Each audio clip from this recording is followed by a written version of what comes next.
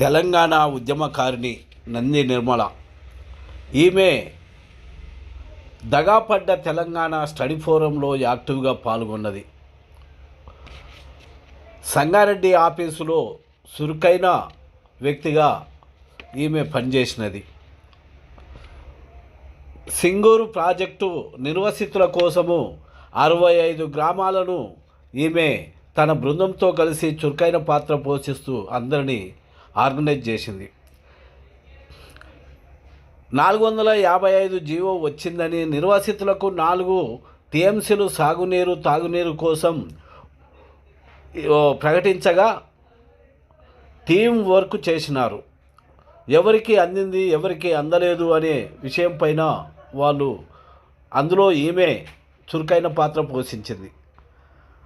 అదేవిధంగా 3000 5000 ఇచ్చి నిర్వసితులకు ఇచ్చిన భూములను గుంజుకున్నప్పుడు కూడా ఈమె చురుకైన పాత్ర పోషించినట్టుగా తెలుస్తున్నది. అదేవిధంగా తెలంగాణ ఉద్యమము వచ్చే వరకు కూడా ఆమె తెలంగాణ ఉద్యమంలో చురుకైన పాత్ర పోషించినట్టుగా తెలుస్తున్నది. ఉద్యమం అనేటువంటి ముసుగులో ఇలా నష్టపోయినాము అని అనుకుంటున్నాము. నష్టపోవడానికి కారకులు ఎక్కడో ఉండరు. మనం అనుకున్నప్పుడు మన పక్కనే ఉంటారు ద్రోహులు. మనమంతా మంచిగా ఉంటాం, మనలో నుంచే ఒక్కరు పోతారు, వాళ్ళే అక్కడ చేస్తారు. ఇది జరిగిన విధానం. రాజకీయ నాయకుడు గారిని గుండె ఎక్కడివి? మనలో ఒక్కటి ఇవ్వకపోతే అంత ధైర్యం ఎక్కడిది?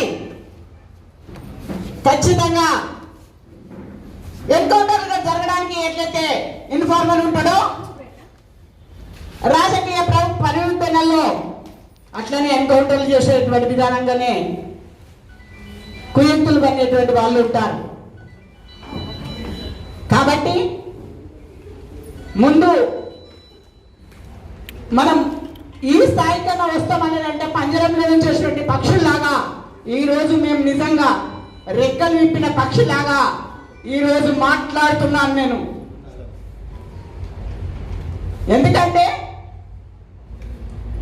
అధిష్టానంలో ఉన్నటువంటి నాయకుడికి ఏం మాట్లాడితే ఏమంటారో, మాకు ఎక్కడ అవకాశం పోతుందో అన్న ఉద్దేశంతో ఒక్కటి మాట్లాడే పరిస్థితి లేకుండా, నోరు మెదపకుండా ఇన్నేళ్ల ప్రాయంలో మేము అనుభవించిన బాధ మేము ఇప్పుడు వెలబుచ్చుకోవాల్సిన అవసరం వచ్చింది.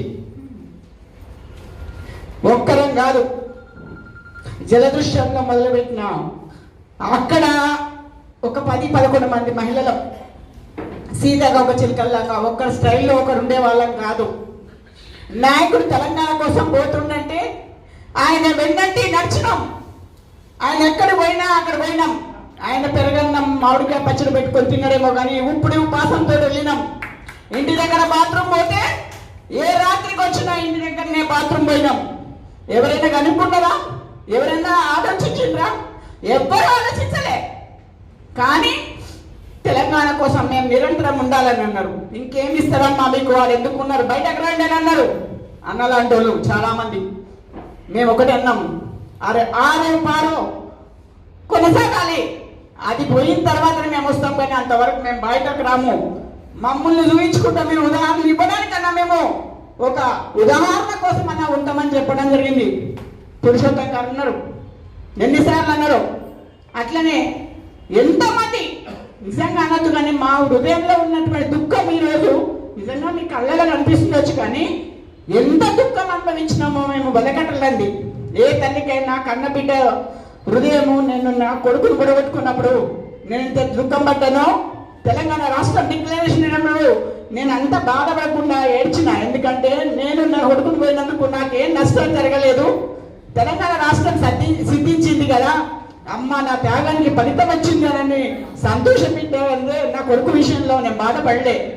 కానీ ఇంకా కూడా చూస్తుంటే ఇంకా అరాచకం ఏంటంటే, ఎంత అరాచకం అంటే ఆనాటి నుంచి నేటి వరకు చేస్తున్నట్టు కార్యక్రమాల్లో మొక్కవని దీక్షగా ఎక్కడ మేము ప్రతిపక్షానికి కానీ ఇంకోరు కానీ తావీయకుండా ఖచ్చితంగా పార్టీకే పనిచేసుకుంటూ వచ్చినాం. మొన్న కూడా అక్కడ ఏం చేసినట్టు ఎంత మోసం అంటే కార్యనిర్వహణ కర్మలో చేస్తున్నప్పుడు ఇక్కడ ఉన్నటువంటి వాళ్ళలో నాకు ఇక్కడ ఉన్న వాళ్ళలో ఉన్నారు, వాళ్ళు ఒక ప్రణాళిక పెట్టుకోరు. ఫస్ట్ తెలంగాణ ఉద్యమంలో ఫస్ట్ నుంచి పనిచేసిన వాళ్ళకి ఏ ఒక్కరికి కూడా ఏమీ దక్కనివ్వద్దు అన్నది ఫస్ట్ ప్రణాళిక.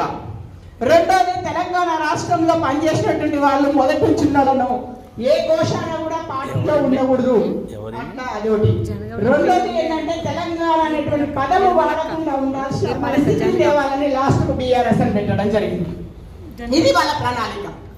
ఆ ప్రణాళిక బీఆర్ఎస్ పెట్టిన ఇల్లు పోతలేరని చెప్పేసి అవమానాలు పరిచారు. ఇది వాళ్ళ పద్ధతి. ఈ రకంగా బాధపడుకుంటూ వచ్చినాం.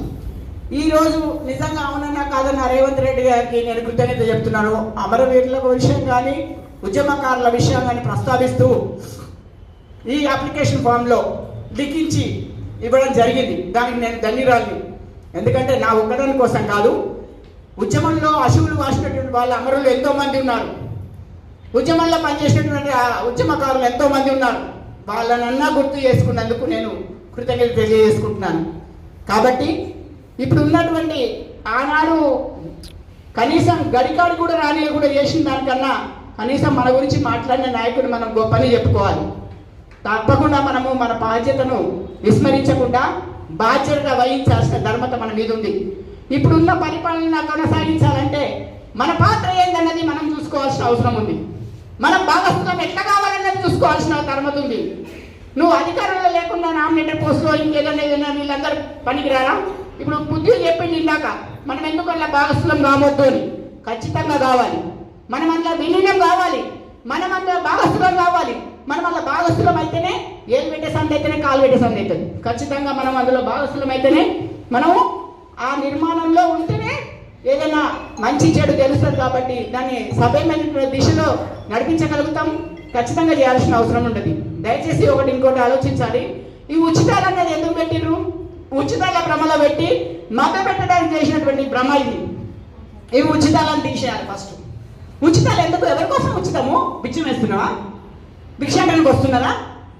అయితే రైతే రాజు అని, రైతు లేని రాజ్యం లేదని, రైతు గట్టిగా ఉంటే ఆ రాజ్యం సస్యశ్యామలం అవుతుందని అనుకున్నాం మనం.